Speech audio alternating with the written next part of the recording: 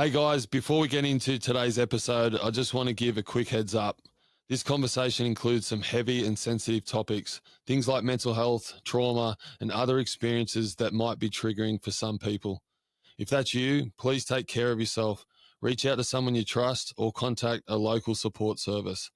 These conversations are real and raw, but they're shared to bring hope, healing, and understanding. Well, welcome, Luke, to Rise Above. It's I'm really grateful to have you here, mate. It's never underestimate, the power of your testimony and what you've gone through and been open to share it on this platform, mate. I know that conversations like this can help other people, and I'm a firm believer of that's why we're here, and God's placed us in this position for this time. And so, mate, yeah, welcome to Rise Above. Thanks, bro. Thanks for having me on. Looking forward to it. It's it's a pleasure, really. Like seeing you on Instagram and everything like that. Never thought I'd be on your podcast. But yeah, well, it's funny how we first connected. It was I got a message off her to begin with, and through great friends of ours, Nathan and Amanda. Obviously, you've met them at church, yeah, and they were, give them a shout out. They were really great mentors for us at such a early age of our marriage for Lydia and I, and very similar, like Nathan, myself, and Amanda and Lydia could really connect, and we just had this bond that was really special, and don't see them as much as would like these days, but they've been there from the beginning of my walk with Christ and took a liking to us both. And I really owe a lot to those guys. And so it was nice when you messaged me to say that Amanda had spoken to you. And it was great, mate, to give a bit of an insight to your story, but then you're passionate want to be a fiery as well, mate. So it's, yeah. Yeah, I was at church and we were talking, and she's like, "What do you want to do with your life, Luke?" I said, "Oh, I want to become a fiery." She's like, "Oh, I know a guy. Send him a message and he'll be able to help you." I'm like, "Oh, yeah, okay." One had like people always say send. I'm like, "Oh, he won't respond." And he did. I'm like, "Oh, okay." Then it just went on from there. Yeah. No, and mate, and obviously learning a story and stuff. Your story is why I do what I do, because again, I want people to hear these stories, and often they're stories that you keep to yourself, or there's a lot of shame that can come from it, and I find a lot of men would have walked a similar journey and are battling, whether it is addiction or whether it's things in their life that they feel like they can't be open and talk about it. And I think the more we have people open up and be courageous to share their walk, I think it gives other people that confidence to want to do the same, because you see the fruit of your life now, and that's the outcome of the hard work and everything that you've had to go through. And I think it's beautiful, mate, like to get to that point. And I know that there'd be a lot of people in your life that are massive supporters of what you've done and where you are now, that were there in the hard times, and people in your life now, your beautiful partner, and you got a beautiful little girl as well, mate. And life just is beautiful, mate. Once you get rid of all that stuff that holds us back, I think there's a life out there that you'll lead now that's one you're proud of and one you should be looking forward to. Oh, definitely. Like, and I've done a lot of things to my family and all the people that were in my corner from when I was going through my stuff, and to see them now and say that they're proud of the man that I'm becoming is something that I cherish every day, because the things I did, man, to them was terrible. And I never thought that I would see the day where my life has become this, and honestly never thought I'd make it out. I really didn't. And from what I was to am now, it's absolutely amazing. And I'm just so happy that they can see the man I'm becoming. And that's like, especially my mother, like, it's just so good. I feel so good that she can see the man I've changed now. And she'd be so proud, mate. Like, there's times, I know my own mother, like, my biggest fan, she loves me so much, and to know that through that time, for yourself, your mother would have been sitting there just, hoping and praying, for you to come through all this. And so to see you where you are now, mate, it bring her much, I suppose, gratitude to know that her prayers are answered, and to know that you can, like I said before, lead this life now that to be proud of, and live up to the potential you've always had, and that's always been inside you. But there's other things which we'll get into soon about your childhood and your upbringing that created, I suppose, a lot of your life the way it turned out. And I want it. That's where I want to start, mate, because everywhere I like, the more I talk about this and our trauma and stuff, and I only know from my own experience where this is all birthed at an early age, and our trauma is always different. Mine's not the same as yours, and whatnot. But there's a reason why we end up the way we do, and a lot of it is what we're exposed to, what's modeled to us. And so I want to go into that. As a young kid, what was home like for you? Home for me, man, it was like, it wasn't like, I was never like hit or, anything like that. But it was sort of like, my dad was a drug addict for most of my life. My dad was in and out of jail for most of my life. I was around violence, and, mum was just like trying to hold it all together because dad was in and out of the picture and was erratic all the time. And so for me, man, it was sort of like, it was just erratic chaos from as soon as I was like born. It was just constant chaos. Like there was never a moment where you just like both parents were at the footy. Like it was either dad at the football or mum at the football because dad's in jail, or mum at the football because dad's off on drugs. That was just it. And it was just chaos from the get go. And, from a kid, I seen things that like no kid should like see growing up, you know what I mean? Like dad on the nod from all the drugs, and dad fighting people because he's off his head. And, like for a kid, you don't need to see that. You need to be loved. You need to be taught how to live. And I just got taught how to fight the chaos from a very young age. And, like mine and dad's hanging out time, like you ride the push bikes down to the local dealer's house so dad could score, and then we'd ride back, like that's what it was, like that was our quality time together. And that's not quality time that a kid needs. A kid needs a dad. And, like my dad was a very violent man. He was very violent towards, not so much my mother, but like psychological abuse, you know what I mean? And it just creates that environment at home where everyone just feels like they're walking on eggshells 24/7, waiting for dad to explode or mum to explode or mum to break down, and just like the people that would come and go from my house, what are you doing, man? Like these blokes are like career criminals and drug addicts, like coming into my home as a kid, like hanging out. I'm like, this is, looking back now, you're like, I would never do that to my daughter. But too, like, and again, not talking for you, but you just want to hang out with your dad, so no different. And that's the other thing. It's just like you've grown up. That's always how it was. So naturally, you just wanted to be around your dad. For most kids, your dad's your hero. And even though you didn't really understand going to these, places, houses to pick up drugs and this and that, and riding your bike with your dad, it's like you probably to a sense still enjoyed it because you just wanted to be with him. You didn't agree with what he was doing, but naturally you just wanted to be there. And it's sad in a way because it's like you almost come to terms with, well, that's his life, but I don't agree with it, but I just want dad, so I just want to be around it. Yeah, like in there, like as I got a bit older, I'm like, oh yeah, dad was still my hero.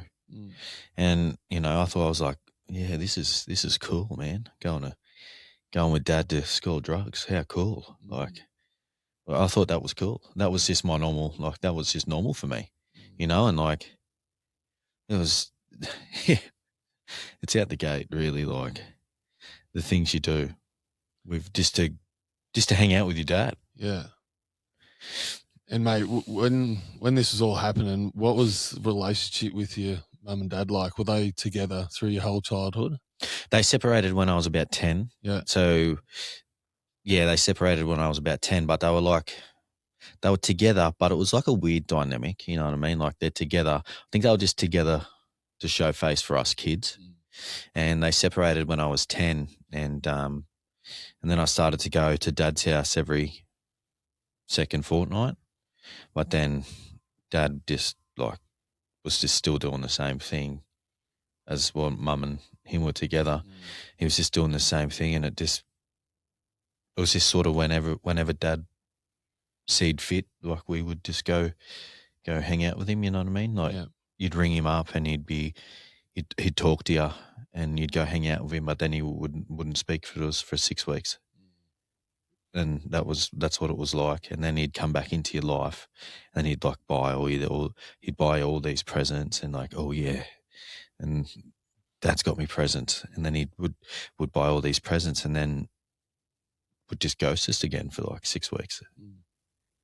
And then he'd go to jail, and then he'd have to go out to the jail to visit my dad. That's what it was like. And, you know, I'd go out there and visit dad at jail, and I'm like, that was just my normal. That was my normal. That was just, I thought that was like, I thought that was normal. I thought every kid did that. But looking back now, no kids do that. Like you say, you knew no different. No. No. And in that time, mate, like, did you feel loved? Like, as a kid, like, I know myself, like, I felt love, but I felt it in the, not the way I wanted it. Like, it was like that conditional love. But in that time, did you still feel like a little boy? Did you feel like you were loved by mum and dad? Mum tried her absolute hardest. And yes, I was in the same as you. Like, mum showed me love, but in different ways, kind of thing. And dad showed me love, but again, in different ways. And it's not what I didn't need love like that. I needed love, you know. And mum, it's mum doesn't really know any different. But growing up, my mum told me she loved me the other day on an Instagram post. But other than that, man, can't remember the last time my mum told me she loved me. Oh, wow. That's mum shows me love in a different way, because mum wasn't taught that herself. And that's the kind of love I needed. I needed to hear, I love you, mate. You're doing good. But I didn't get that very often. So I was sort of like wanting attention, but I wasn't getting the right attention.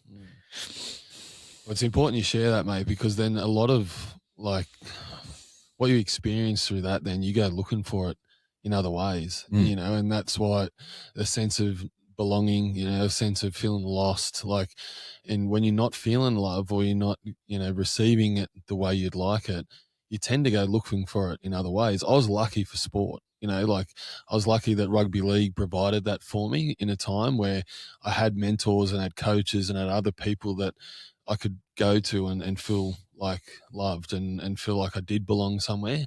But I could have easily gone down a different path. But that leads you on 11 years old, and run us through the time with your dad and what you're doing with your dad at 11 years old. And obviously this is when you first kind of get introduced to drugs and helping your dad package drugs and stuff like that. Like, that's another part of you're sharing before. It becomes, to a point where you think it's cool because it's normal, but then what comes of it, you start thinking that, oh, maybe what dad's doing's like good. Like, it's not, but it's like, as a young kid, you're just easily influenced to that, to think, well, hang on a minute, like, this is pretty cool. Yeah, like dad would put it in a little, like, the cling wrap, and then I'd pass it to me and I'd put it on the scale. That's Crazy, man. yeah, like that's what it was. And like, oh, just go get that for me. Go get that. Go down and see old mate. Get that. Come back. Like that's what it. Just run in there for me and get it. Like he'd pull the car up or go in there and get it, mate.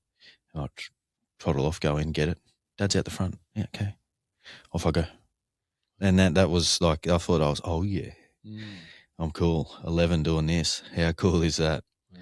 And like, that's so not normal, man. Oh, it's not, mate. And it's so sad, like, to think that you're in that position. And like you say, you don't know any different. But here's your dad, of all people, telling you to do these things. And I know if I told my kids to do the same, they probably would have done the same. You know, they probably would have grown to know that maybe what they're doing seems wrong. They would have grown up knowing that, what dad's up to is no good. But still, like, they're kids. They're going to do what they're told. So from that, mate, like, you obviously from a childhood, seeing dad in and out of jail, your dad's played a really big part of, I suppose, your undoing it, through a lot of your life. And again, not here to blame. No. I've said this all along, and you mentioned about your mum, she only knew what she knew. I think it's always important to acknowledge that our parents only know what they've been taught themselves. And this is a generational thing. And that's why we see ourselves in the position we are now, is our parents only knew what they knew. And then if nothing changes, and if we don't change, then we continually pass that on generations to come. And I've always said, if we don't take that responsibility now, our kids are going to have to deal with it. And that's not fair. We're aware of all this now, and there's more education, and we can acknowledge it. If we don't do something about it, then we essentially pass it to our kids. And I don't want to do that to my own kids. But again, we can't point the finger at them. We can acknowledge where it went wrong, as you have. Yeah. But I don't think it's an opportunity to blame on them, because at the end of the day, we still have choices. We still have the ability to make decisions, and sometimes they're influenced by bad choices and people who we hang around. But ultimately, it lands with us. At the end of the day, and again, there's more to your story to come, but eventually you make that decision and you want to change, but there's still a journey to go through to get there, and it's different for us all. Yeah, it's as I said, like as you just said, man, Dad. That's what Dad started this stuff. What he was doing at 15, 16, you know what I mean? Dad was in like year whatever. Dad left school at like year 5 or something.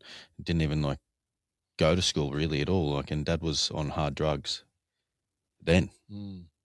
So he had no idea he thought that was normal. So he's just done that for me. And that's what he just carried it on, because that's all he knew what to do. How were you at school, mate? Well, terrible. Yeah. Worst kid ever. Like, could not concentrate, always looking for attention. Like that. I was the class clown, trying just to fill the void. Like, oh, look at me, trying to get appraisal. But I was just looking at getting appraisal in, the wrong way. I was terrible at school, man. Like, terrible. Mate, school's not for everyone. Oh, but man. You do see it. I always say to people as well, like, even coaches in sport and stuff, you see a lot of kids that can be that annoying kid, and, pulling at your shorts, or, being a class clown, or doing things that are disruptive a lot of the time. But when you look deeper to that, that kid's probably coming from a home similar to yours, where, you're lacking that love and attention. And so you get the opportunity to be in a place where you may do get that attention, and it might be, through a negative behavior, or it might be through, but it's still, it doesn't make sense, but it still gives you that satisfaction that you've got the attention. Yeah. Do you know what that's I mean? That's all it was. Like, I'll play up at school, and my teacher would be like, sit down, Luke. Oh, I got something there. Yeah. I've got to sit down. Yeah. And or go to detention. And I'd be sitting out, in primary school, you always have to go sit outside the principal's office. And the attention that you used to get from all the other people, what are you doing here, man? Oh, I'd been in trouble. And like, I'm getting the attention I wanted. I'm Yeah. getting validation here. Yeah. So I just kept doing it, kept playing up. Yeah. it was And that's why sometimes, mate, that's why I say there's to understand kids and their behavior sometimes is not just the surface level stuff, and they're not acting up. They're not sport brats. There's a lot of it. It's a lot deeper than what meets the eye a lot of the time. So do you finish high school? I went halfway through year 11 and I was like, there's actually no point in me being here because like I was wagging every class. I was just going for social. Like I was just going for the social aspect of it and just to smoke durries in the alley. You know what I mean? Like that's all I went to school for. I just went to school to hang out with my mates. I wasn't there for any sort of learning. I just like, mate, I was the same. I went there just for footy. I finished 11 and 12 and I was just there to play footy, and I was so focused on that. Like I never really applied myself at school as much as I probably should have. But yeah, I mean, I was only talking about this to someone else the other day, like how school's designed now. There's a lot of kids that probably won't go to uni, and instead of not going to school in 11 and 12, they're doing like trades and that in year 11 and 12. So when they're finishing, they've literally got something to leave school with. Instead of finishing school, then having to do another 3 years apprenticeship or at uni or whatnot. So I think that's good because even at PBC, like where my boys are, like there's a lot more opportunity than there was when I was a kid. Yeah. So mate, you leave school and what do you go and get a job? What were you doing? I went and my mum was like, if you want to leave school, you got to go to TAFE or something. So I just went to TAFE and ticked the box. I did a hospitality course. Don't know why I chose hospitality. You know, like making coffees and like I'm like, this is what the hell. And then I got that. I ticked the box. I got it. And then from there, I went because I grew up playing footy as well. So, and like in a local country town, you'd have a job, like you play, like they'd say, oh, do you want to come down? So like the people involved in the footy club had farms. So I just went and picked sweet potatoes went and picked sweet potatoes and just played footy and just drank. So that's what I did. I left school, went to TAFE, did the hospitality course, then did not get one job making a coffee or doing anything like that, or anything like that. I didn't do it, and then just went and picked sweet potatoes, and that was my first real eye opener. I'm like, whoa, picking sweet potatoes, really? But it just gave me money to drink, really. Yeah. That was my first proper job, and I also worked at Red Rooster too. Yeah. Red Rooster. So when was alcohol introduced for you? And at what stage did you start? 15, 16, I started drinking. Yeah. 15, 16. Yeah. The first time I drank was with my mum. Like, not with my mum. My mum doesn't really drink, but yeah, she's like, you can have 4 vodka cruises for New Year's Eve. And as soon as I had it, everything just went. I knew I was in danger from the moment I had my first sip because everything went quiet. I'm like, oh, I'm onto something here. I found something. And then my mum's like, you can only have 4. But I was like trying to find ways how to get more, you know what I mean? And so I had my first drink at like 15, I think it was. 15 going on 16. Yeah. And then just drank ever since then. Oh. And was that like just a weekend thing, like from that age? I used to just do it on the weekend. Yeah. Or sort of after football training, like seniors, you'd have a beer after footy training. But for me, it always wasn't just one beer. I could never just have one beer. So I'd have one and then it'd turn to 6 and then just like that's what it was. So I used to just drink on the weekends and sort of just after footy train and just have a beer with the boys. But yeah, that's how it started first. And drugs, when we first when was the first memory of you taking drugs? 18 years old, man, at my 18th birthday party, my dad said, if you want to do drugs, you're going to do it with me. Yeah. So dad gave me my first drug. He put the drugs in a cigarette talio paper, and I ate it. Old school speed. and I don't remember anything. I honestly don't remember my 18th birthday. Wow. It was something that and then, like how I said, the alcohol quietened my head, and I found something, and then drugs. Whoa, it was a whole different experience. I'm like, I've got something. This is good shit. And so yeah, my 18th birthday in Surfers Paradise Wow. with my dad. And so when after your 18th birthday, you don't remember anything, was from that day, was it just something like, I've got some outlets now, I've got, I know what alcohol can do to me and I know the effects that can do. Drugs now, was that straight away for you to go, I've got two outlets now that can quieten that noise, like Yep. you said before? Yep. So it like, because I'm an alcoholic and like that, I cannot drink, man, to save myself. Like I would have 6 beers, because it does something to me. I would be like paralytic. And so the drugs made me be able to drink more. So alcohol was my outlet, but I couldn't drink properly. So drugs made me be able to drink more.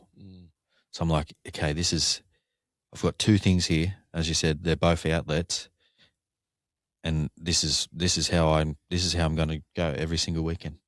Drugs were to help me drink, and alcohol used to quiet my mind. That's what it was.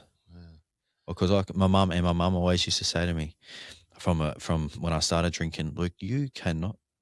Something happens when you drink alcohol. You cannot drink. I'm all right, Mum. That's what everyone does.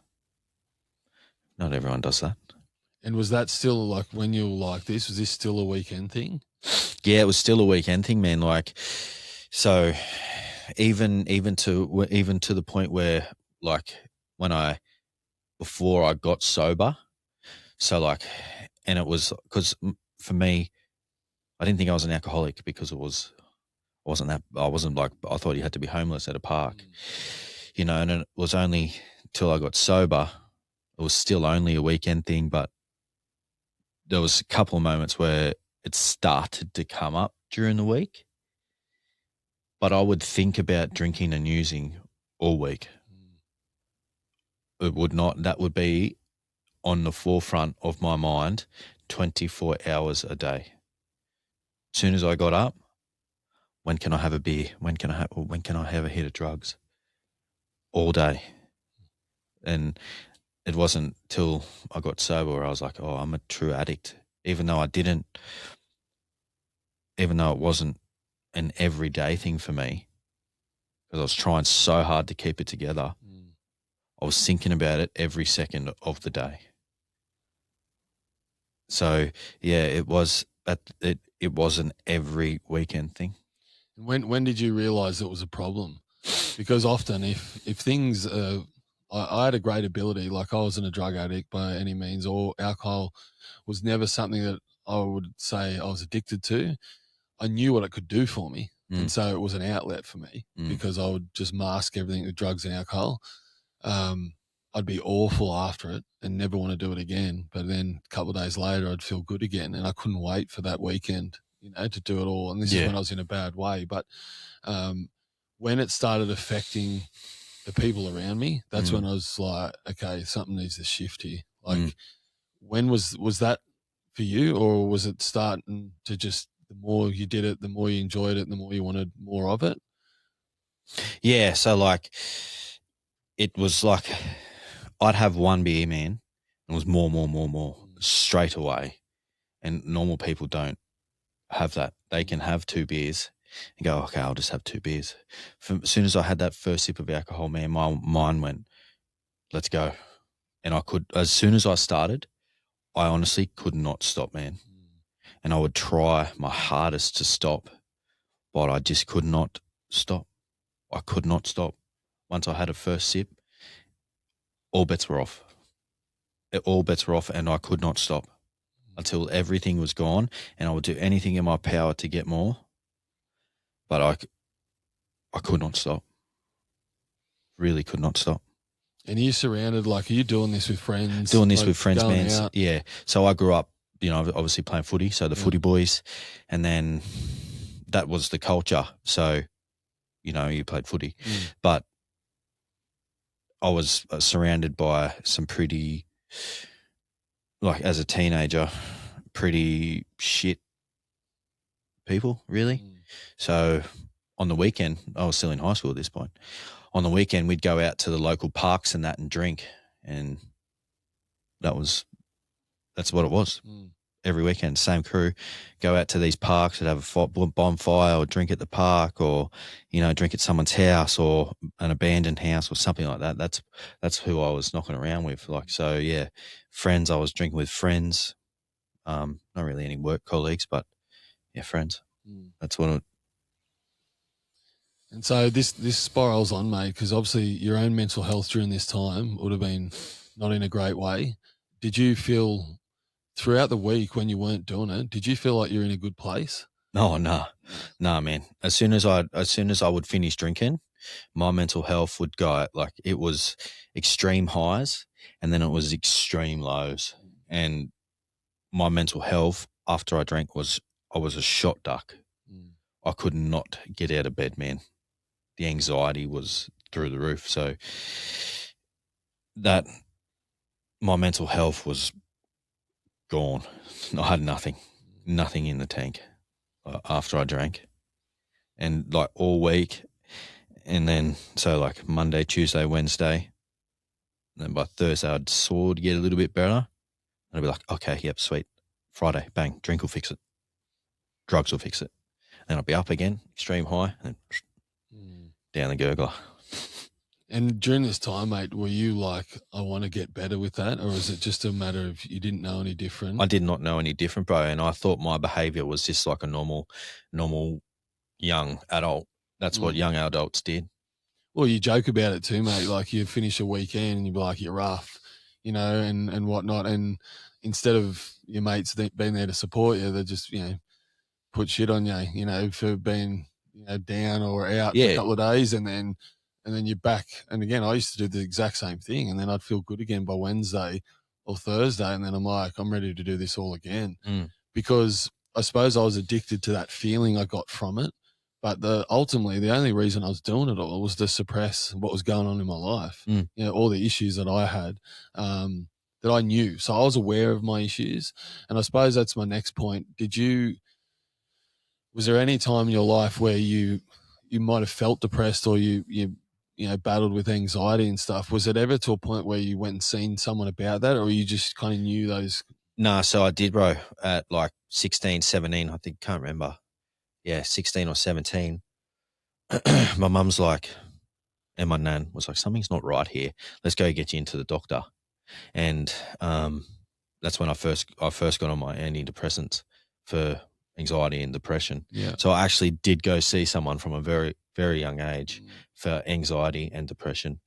And obviously, yes, it helped, but I didn't tell them that I was excessively drinking and on the drugs. Yeah. You know? Yeah. Like, and so, mate, when does this, because this gets worse, you know, before it gets better. For you, mate, obviously your behavior that comes from it, you obviously, it increases how much you're doing it, and it becomes, you know, an addiction. Yeah. It comes to a point. So what was your drug of choice? Like, what was something that kept you stuck in that you were addicted to?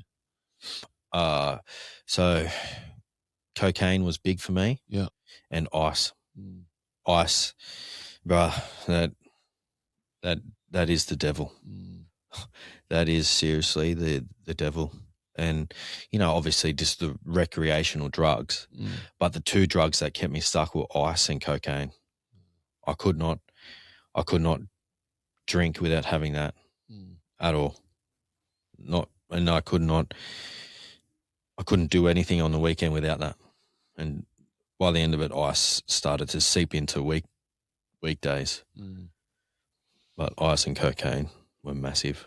And how were you at work? Like, you kind of think as you go, you know, your early 20s, like, what were you doing for work? And then during that time, like, how are you operating at work? Like, how are you, you know? So my football coach got me a job at like a steel factory. And, you know, like he made And I respected this man, and because this man sort of took me under his wing, man, and he was like a father figure to me. Really, he was, him and his wife, and he was sort of like the manager of the seal factory. And he said, "If you, I'll get you a job, but you do not fuck this up, and you turn up to work every single fucking day." And at the start, I didn't want to let him down, so I did. But then, as it progressed, I started to seep into my work. I'd come to work not sleeping for like 4 days, and like everyone would be like, "You all right, man?" I'm like, "Yeah, I'm all right, I'm all right." But I would go, I would make it. At the start, I made it I had to go to work. That was my non-negotiable. Doesn't matter what happened to me on the weekend, I have to go to work because I cannot let this man down. So at the start, yeah, I did go to work, and I tried my best at work, and then yeah, and the weekend hit, but I made it my goal to show up and, you know, be the best I can for that man. That's the only reason why I went. Yeah. And mate, suicide obviously plays a big part of your story as well. And again, from my own story, I know that feeling of being in a place where you just feel like, you just want everything to end. It's so noisy, and you feel overwhelmed. I know I did with everything that's going on. You're just like, I just want to put an end to this. For you, what was your first experience with that? And I know this is heavy content for people, but if you're open to talk about it, it's because obviously to get to that stage, mate, like, and I know that feeling is, there's a lot that's going on for you to want to be there, and a lot of shame around that. For you, mate, what led to that first attempt? By that point, man, my behavior was like out of control. My behavior was just so bad. And, after the weekends and after my antics, I just could not live with myself for what I did. And the first experience of it is I had a massive weekend on the gear, on the ice. And I was like, oh, I cannot face up to this anymore. I cannot keep doing this to the people I love. I cannot keep doing this to me. And I honestly, man, just wanted the noise to stop in my head. I just could not put up with the noise anymore. And I couldn't articulate to people what was going on. And so I just, my mum's house is 2 stories, and I used to live downstairs in the sort of like granny flat kind of thing. And I tried to hang myself, and I'd looked it up on YouTube how to tie a noose, and like how you type that into Google, it comes up, please, if you, and then I wasn't very I was not very good at it, but I tried to tie the knot and everything like that, and I put it around my neck, and obviously he tried, but the rope just completely snapped as soon as I stepped off. It just snapped. I did nothing. It just went pop, snapped straight away. And obviously I hit the floor. So my mum come down, and she just sort of looked at me. She didn't know what to say. And she rang my remember how I was just talking about the guy, the father figure? My mum rang his wife, and his wife come around and sat with me for a while, and then she got her husband and my A grade footy coach to take me down to the pub, of all places, and obviously they had a beer, I didn't, and they're like, "What's going on, mate? What's going on?" And I was too ashamed to tell them that I was addicted to ice, and they obviously knew that I just tried to hang myself. But I was just so ashamed, and I couldn't tell them that I was addicted to ice. And if I told them that I was addicted to ice, it probably would have all changed there, man. I was too ashamed, and I couldn't say anything. So other people, like, thanks for sharing that, mate. It's are other people in your life knowing anything that's going on, like for you internally? It was like from the outside looking in, does everyone else look at your life like you seem like everything was together, but you just loved a good time of a weekend? Yeah, like I was just like, everyone probably just thought I was a menace on the piss, and I just was just a absolute idiot on the piss, and that's what they weren't like through the day to day. They just thought I would always put on the fake smile, but no one, my mum and Nan, probably they would have known that I was not good, but no one else would have known that I was in absolute turmoil every single day.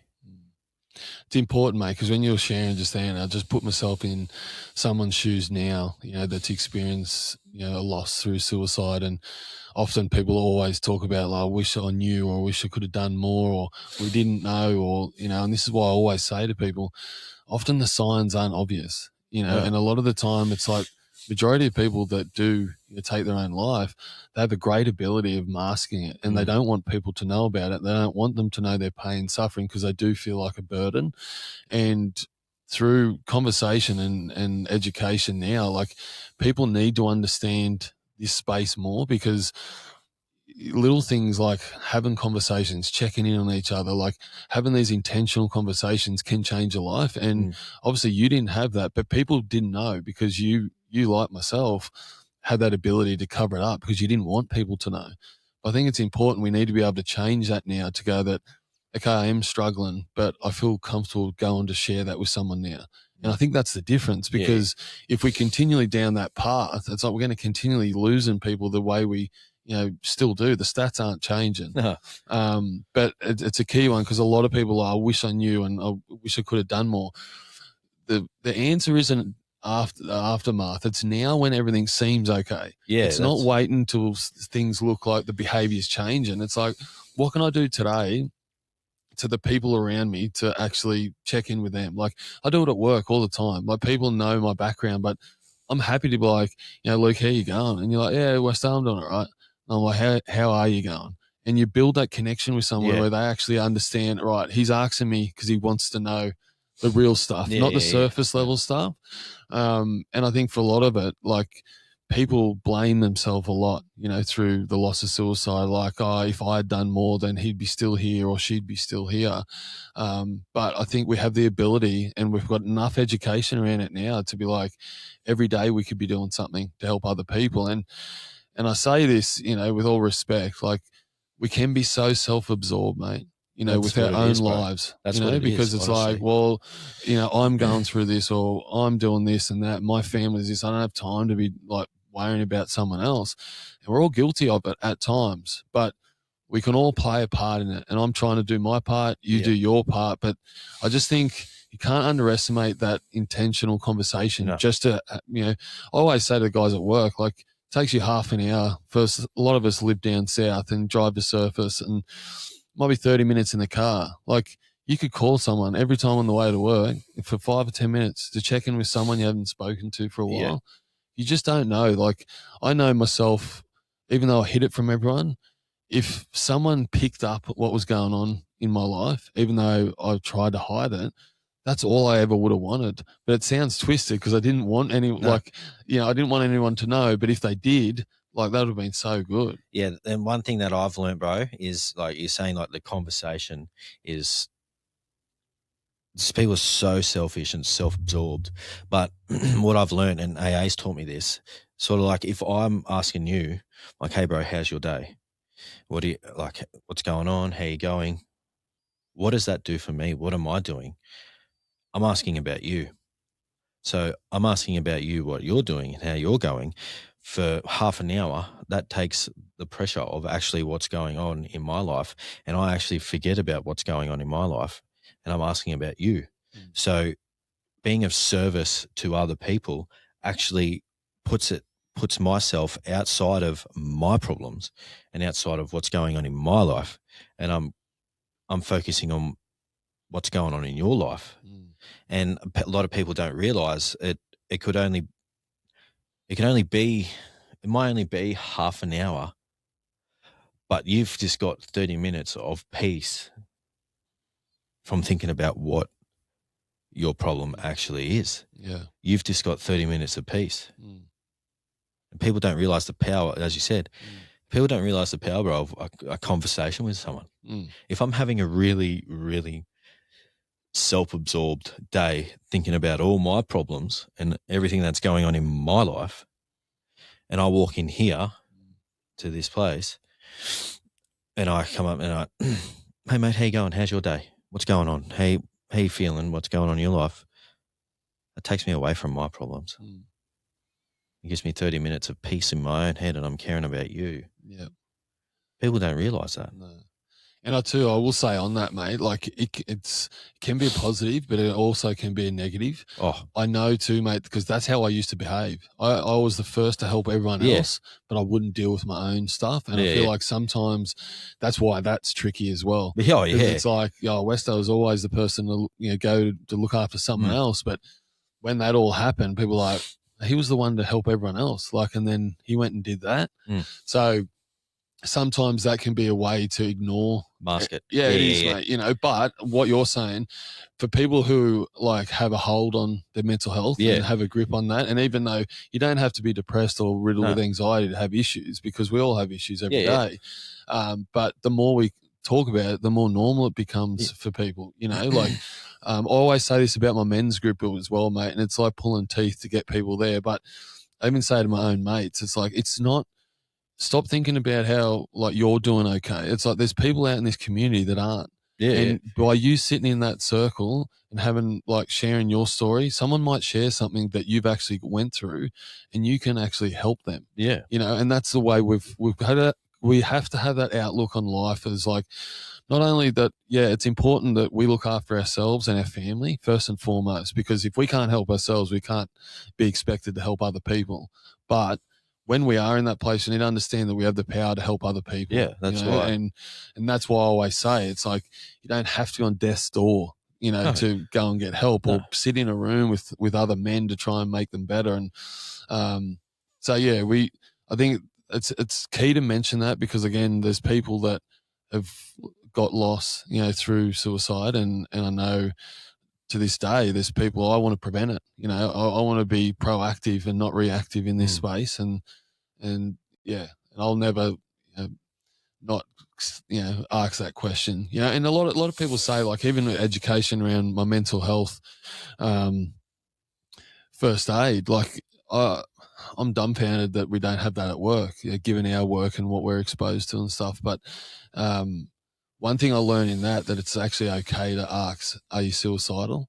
So a lot of people with suicide, mate, they bleep it out on Instagram. They're like, people don't want to talk about it. They're all so fearful of this thing. And that's, that's reality. That's why you've seen I've only just started putting stuff on Instagram. That's why people are like, just take out the bad stuff. No. Yeah. Why would I want to bleep that out, man? Like, someone could be thinking about doing that today. Yeah. And they've just watched my video on suicide. Yeah. Oh, Luke tried, and maybe I can send him. Why would I bleep that out? Yeah. And that's just the world, mate. Like, they just think that if we don't see it, it's not happening. No. But, 9 people a day are still taking their life in Australia. And it's like, anyway, that blows my mind. But it's sometimes, like, if I asked you that, a lot of people might get shocked. But if you are suicidal and someone asked you that, knowing been in them shoes before, like, if someone may have asked that in that time, again, no one would have known. But if they did, at least I suppose the best thing that could happen is they just said, no, I'm not. But if they are suicidal, they feel loved and they feel like, someone cares. And someone's actually, so it's a win-win either way. But I think, it's important, and that's why I've always been open about my own story. And I know you have been recently, which is great, mate. But the only way we encourage others to change is through sharing our story. And that is messy, and it comes with a lot of stuff that might make people uncomfortable, but I don't apologize for it because it's going to help someone. That's what I mean, bro. And like, you know, like as I said before, I've only just started, but bro, you'd be surprised how many messages I've got from people, like family members, messaging me saying that, like, brother, mum, sister, cousin, openly talking about doing it to themselves, or because I've shared a message about suicide, and they've messaged me saying, hey, Luke, how do I stop this from happening? Because my, as I just said, brother, mum, dad are openly talking about this. How do I stop this? That's all I want. Yeah. From talking about my suicide attempts. Yeah. And it's too, mate, like we're not professionals, but at the same time, it's like people connect with lived experience. And that's one thing I've learned over my time is like, especially men, they gravitate towards, I just want to know, and they, want to know your story and your lived experience. Sometimes can be better than going and seeing a psych. But I will say on the back of that, they both need to come together. But they both, and that's why I say at my men's group, it's like, I need to change. There's a lot of men that have grown up not being vulnerable. They haven't understood the power of vulnerability. So my whole thing is, if you learn to be vulnerable in this group and you be open and share what's going on, the next goal is to be able to do that at home with your own family and those around you, because otherwise all you've done is just you're doing it, but you're only doing it in this setting. So it's actually not implementing it in your life. So and again, I've always said, psychology was huge for me. Understanding like what I went through as a young kid. There was a lot of things exposed to me that I wasn't even aware of, but they were made clear as day when I did the work. Yeah. It was messy. And I always say to people, like, it's got to, like, you can have like training, nutrition, you can do all these things to make you good, but you still need to do the hard work. Yeah, you do, bro, because, and you see it time and time again today. And I'm not like, but you see these guys and girls and that, their diet's good, training's good, everything's good, but they're not actually doing the deep inner work. They're just masking it by doing all these 4 things. Yeah. And it actually becomes unhealthy because they're not actually looking at what is going deep on inside here. Well, it's not going anywhere, mate. No, like it's just you're just masking it by doing all this stuff. Mate, in your story too, obviously, you speak about as well having to go to psych wards. Run us through what gets you into that place, because it's one thing to use drugs and alcohol, but then to get to a point where you're in a psych ward and talk about your own mental health and talk about suicide and all this. Can you give us a bit of an insight to, one, what gets you there, and two, the experience in that place? Bro, like I just had I honestly, bro, did not know where else to go to. So my mum just suggested, why don't you go to Tweed Valley Clinic, like to the hospital, and talk to someone, just talk to someone.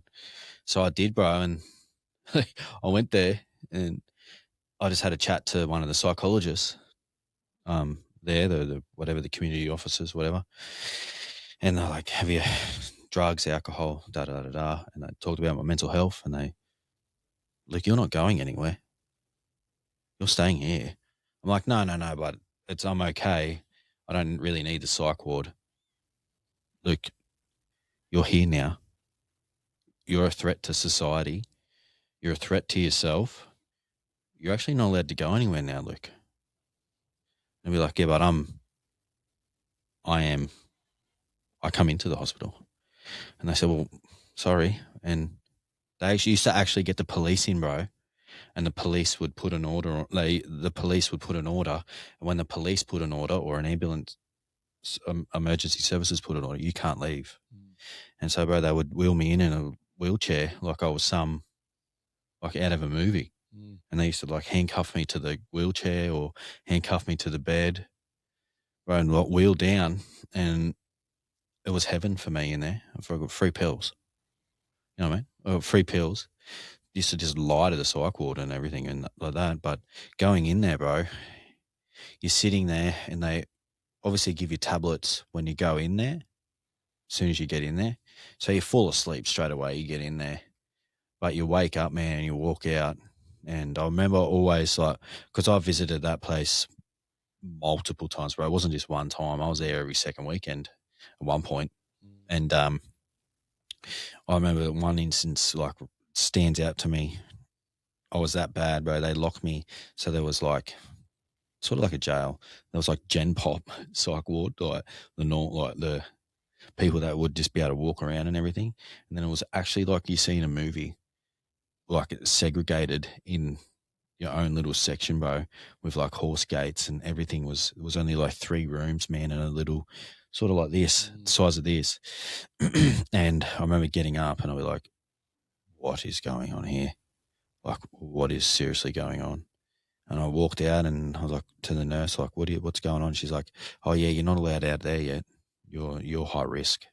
You're really high risk, bro. And the people that were in that little section with me, holy, I never thought I would end up in here. It was like people out of it was like The Exorcist, people out of The Exorcist in there, in the bad section, in the high risk section, man.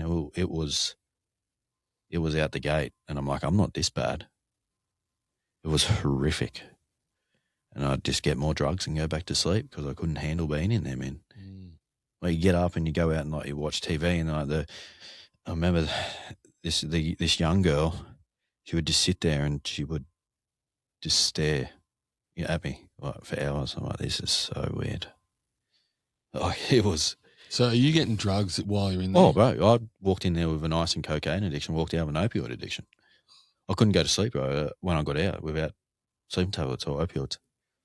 They don't do anything for you in there. It's horrific. Bro, that I thought I needed to go to the psych ward because I had no other. I didn't know what else to do, bro. But it actually made me, looking back now, it actually made me so much worse. It actually fed my addiction. Like, bro, like, so that obviously when you're at hospital, do you know how they write down how many tablets you've had? Bro, I'd do my day quota in about 3 hours, 4 hours. They're like, look, you actually can't have any more. Like, you can't have any more. And they just dope me up, bro, and you just sleep all day. Don't do anything for you. You're just there sleeping with all these people. Like, it was weird. It was crazy, man. It was scary. Yeah. Oh, I bet. And so did your behaviour like change at all when you come out of there? Oh, it would for a week. Yeah, and you just go back. I'd just go straight back. Just a cycle. It was just a vicious cycle, bro. And then I'd be like, okay, I can't, okay, I'm going to blow my life up on the weekend. Okay, Sunday will come around. All right, ring the ambulance. I'm in turmoil here. My life's falling apart. I'll ring the ambulance. Say I'm on death's door. I'm about to kill myself. They'd come, put me in the paddy wagon. Off I'd go to the psych ward. And it was it. And I'd come down in the psych ward, get all these drugs, promise to never do anything again. Out I get. And away we go. And were people aware of you going to the psych ward then? Yeah. Like, is this when people started going? This is when people started going, oh, shit, something's wrong here. Yeah. And like my footy coaches and all that sort of jazz, and my footy coach's wife were like, they would ring and check in on me with my mum and stuff like that. But that's when I started to get, people started to be aware, shit, Luke's actually at the gate here. And mate, do you have relationships in this time, like girlfriends? Oh yeah, yeah. I had girlfriends because like I'd have a different girlfriend every week, just trying to chase some high. You know what I mean? And they'd be like, "Whoa, the shit I did, man!" Like, yeah, I had girlfriends, and I can't believe I had a girlfriend. And I'd go to the psych ward and everything with them, not with them, but yeah. I'd go while together, yeah. Crazy. And mate, through this, you obviously, become a father.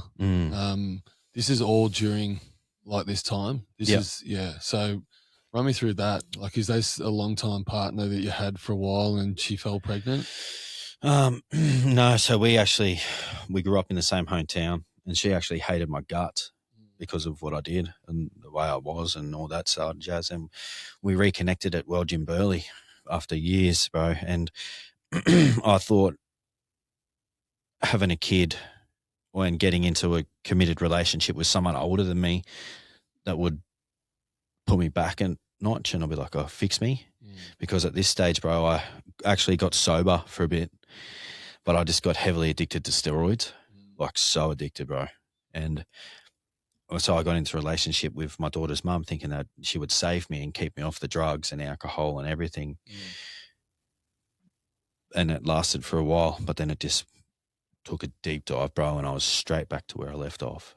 And she used to say to me, Luke, you cannot, something is wrong, Luke. You need to go get help. And I would do all these men's groups, bro, and I would never look at the alcohol or drugs. And then she'd be like, you can't just keep going to the psych ward. Like, what's the psych ward going to do? I'm like, no, I need to go. I need to go now. Yeah. And then she was pregnant with Jada, and, you know, I somewhat had control. No, I didn't have control, bro. I was still playing up and doing all these things, and my daughter was born, and like I swore off it, never again. And 8 days old, bro, I went out for a wet the head and I jumped the back fence and went and chased drugs and shit and didn't come home, bro. And I was just doing what my dad did to my daughter. Yeah, so bad. And how long did that last, mate? Obviously, you separate from her. How old was your daughter during that time? So we separated, bro, when my daughter was about 6 months, and I didn't stop, bro. I just could not stop. And when she actually left, I went out. I'm like, nah, that's it. No more. I swore off it when I jumped the back fence. No more. I'm like, I'm just going to have a couple of beers. And I got home and she said, if you go out and you don't come home, I'll be gone. I come home and they were gone. And I'm like, you know what my first thought was? Yes, can party now and have no one to answer to. And yeah. And I did, bro. I partied for a couple of weeks. Yeah. And then I was in this men's group. She's like, if you want to see your daughter, you got to get some fucking help. And so I did, bro. I signed up to this men's group, like this, I don't know, men's group thing. And the rule was you weren't allowed to drink or use. And I obviously didn't go to plan. Yeah. And the guy actually said to me, he's like, bro, have you ever tried AA? I'm like, no. What the fuck would I try AA for? And at that time, bro, I was like, I want to see my daughter. I'd do anything. So, yeah, and went to my very first AA meeting. Was that the pivotal time for you? That was the pivotal time. Yeah. The only time I walked into something, bro, and I finally went, I'm a drug addict. I'm an alcoholic. Yeah. I'm not mentally unstable. I'm not bloody psychotic. I'm an alcoholic. I'm an addict. Oh my.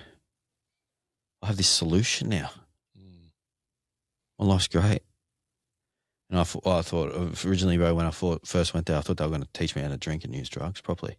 Like, you know what I mean? Like stopping completely. How am I going to live? So good. And so you're 3 years now? 3 years, bro, coming up to my 4th year now. And so for you with that, mate, like, is that like something you never want to do again? Bro, if I drink or use again, I die. Yeah. So you've made a commitment to yourself. It's like, well, this is the rest of my life now. Yep. Yeah. And because, you know, like I've tried, and as I said, bro, suicide, you know, cats have 9 lives. I've tried to commit suicide that many times. If I drink or use again, it's all over. Yeah. Because that's what happens when I drink and use. So this is a lifelong commitment for me, and nothing yes, there's temptations, but nothing will ever sway me, because honestly, bro, I do not want to die. And that's what will happen if I drink or use. Now, mate, I want to get to the best part of your story, which I'm so proud of you for doing. But coming to know Jesus, run me through that, because I know the shame and we beat ourselves up of what our past looks like. How did you come to a point where you're like, I want to go to church? Like, how was that for you? So in AA, bro, like, I don't know if you know, but there's the 12 steps in AA, and there's step 2, came to believe that a power greater than ourselves can restore us to sanity. And then step 3 is turn our will and our life over to the care of God as we understand him. And at first, bro, I was like, oh yeah, universe. I didn't really understand it. And then 2.5, 3 years in, bro, I'm like, this universe thing, I'm like, what am I praying to? Because I was praying every day and every night and asking God to help me. I'm like, God, universe, I don't know, it doesn't really add up, bro. And then you know how God talks to you in funny ways. Just used to scroll Instagram. You come up, like, on your for real, like your for you page. Yeah. You come up, and then I'm like, oh, Glow Church. I'm like, okay, weird. Tell another church. I'm like, okay, that's weird. And there'll be like people getting baptized. And I'm like, this is so weird. And then I just went, and I was like, one day I'm like, you know what? I'm just going to go to church. And I went to Glow Church, bro, at Rabina, and I went, oh, what's this feeling I've got? This feeling had come over me, and I'm like, oh, this is the God I've been praying to for nearly 3 years. This is the God I know. And I went, oh, and I looked over there, and I was my mate, bro, that I haven't seen man in 10 years, sitting over there with an ankle monitor on. I'm like, what are you doing here? Yeah. And then I'm like, by this stage, bro, I was like profusely sweating. Yeah. Like, I didn't know what was going on. Yeah. And then I walked in and I went, when the service starts, and they worship. Yeah. Like, oh, this feeling, something's touching my heart here. And I was like, oh, it was the same feeling I got when I went to my first AA meeting. Yeah. I'm like, oh my, I got to get to know this, because this is what's been protecting me all along, and I didn't even know it. Yeah. And there, bro, I was like, I don't know if you're the same. When you do something, you do it all. So I got baptized like a month later again. Yeah. I'm like, let's go all in here. So good. Oh, I'm like, it was unbelievable. The feeling I got, bro, was like, holy shit, what is this? What is this feeling? Yeah. You can't describe it to people, man. But it's his presence, mate. That's what, it's so good. Like, and I love, like, to see you get baptized and that. It's so powerful, mate. But just to have that all-in mentality, mate, because I love that, is like you see, and I've been guilty of it before. It's like 1 foot in, 1 foot out. That's what was me the whole life, bro. Yeah, you're doing things and you're almost like, even with my walk with Christ, it's like I was guilty of it for so long. But when I actually fully gave my life to him, it was like, no, like, this is my whole life now. Like, everything changed, mate. And again, surrounding myself with like-minded men, having Christians in my life now, and it's just, you're always around like-minded people, but you've just changed the way you operate now, and I just live for him every day, and I've just got him at the forefront in everything I do. And I think it's just beautiful, mate, because it's just such a great way to end your story for now. There's so much to come, but to close the book on what your life used to look like. You've got a new life now in Christ. That's what I was like, it was all good, bro, going to AA. And I still love AA, don't get me wrong. AA saved my life, and it made me believe in Jesus. Like, that's... Well, you don't get to Jesus without that. No. This is what I always say to Yeah. people too, mate. I call it groundwork, and I'm like, I literally look back at what I had to do to get to that point. Because if I too tried to go jump all that stuff and just go straight to church, would things be the same? Maybe, maybe not. I don't know. But I honestly believe I had to still do that work so I could be in a position to receive his love. Yeah, bro. Because, and I'll be honest, bro, at when I was about a year and a half in, I actually tried to go to church at Reedy Creek, the Reedy Creek Baptist Church. And I went there and I'm like, whoa, what's going on here? Yeah. And so I left. But then I had to go back and do a lot more work. And without AA, as you said, bro, I wouldn't have been what's the word? I wouldn't have been able to take in what church had to offer. Yeah. The willingness and open-mindedness.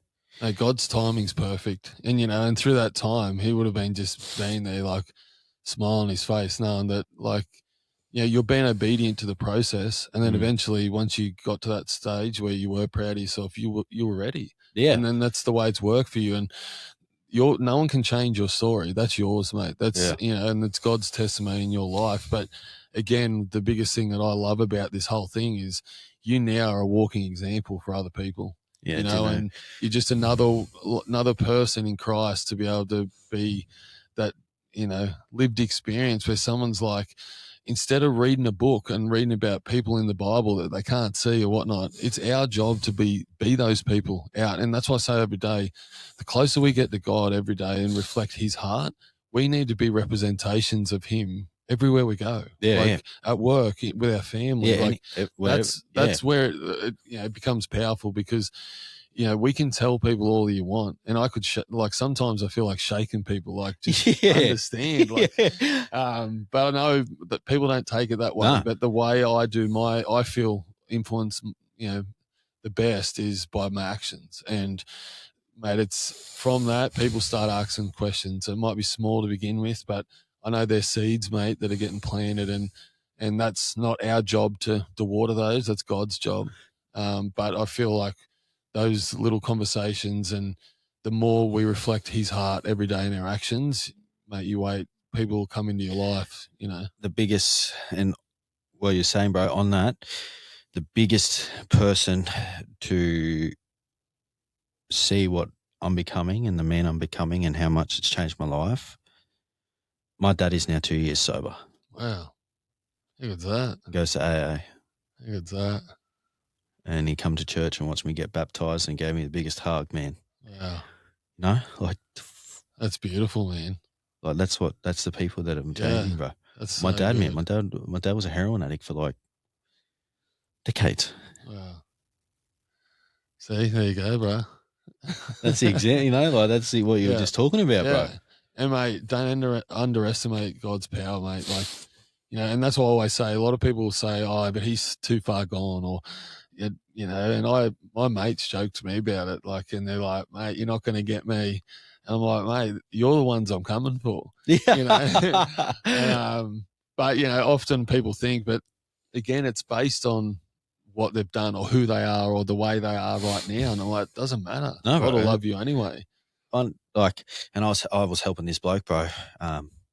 He now goes to church, and AA, he doesn't come to the church I go to. He goes to the one in Coolangatta, man. But he was drinking hand sanitizer because he couldn't afford alcohol. And he's a year and a bit sober. Doesn't matter. The big fella up there, he does not mind. He does not care what you've done and how much you've done of it. He'll always be there. Yeah. So good, man. Well, mate, again, appreciate you coming on. That's all good, man. Thank you. It's been a great conversation. And again, I know it's going to help people who listen to this. And again, mate, anything I can ever do and help, I'm always there. But again, there's a lot to unpack there. And again, I'm grateful for it, mate. Thanks, bro. But proud of you more than anything for the man you are today and what you've endured to be who you are is something you should be really proud of, mate. Thanks, bro. I appreciate it. So thanks again. Thank you, bro. Appreciate it. Thanks for tuning in to the Rise Above podcast. I appreciate you taking the time to listen and be part of these real conversations. A big thank you to Active Coolangatta for proudly sponsoring this podcast. Your support means a lot. You can catch every episode on Apple Podcasts, Spotify, and YouTube. Make sure you like and subscribe, and I'll see you next time.